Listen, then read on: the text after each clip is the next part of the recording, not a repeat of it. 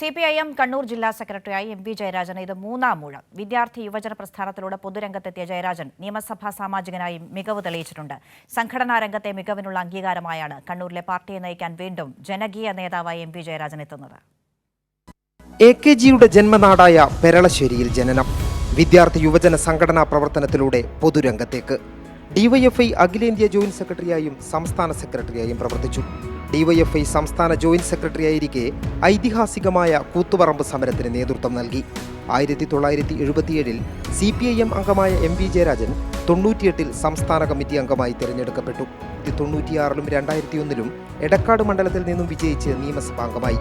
മികച്ച നിയമസഭാംഗമെന്ന പേരെടുത്തു. 2017 മുതൽ 2019 വരെ മുഖ്യമന്ത്രി പിണറായി വിജയന്റെ പ്രൈവറ്റ് സെക്രട്ടറിയായി പ്രവർത്തിച്ച MP ജയരാജൻ ഭരണനിർവഹണ രംഗത്തും കഴിവ് തെളിയിച്ചു.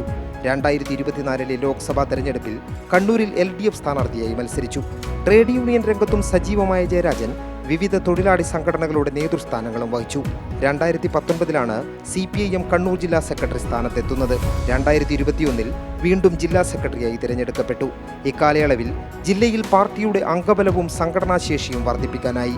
കണ്ണൂരിലെ പാർട്ടിയെ കരുത്തോടെ നയിക്കാൻ വീണ്ടും എത്തുകയാണ് MP Jayarajan. M. Santhosh, Kairali news, Kannur.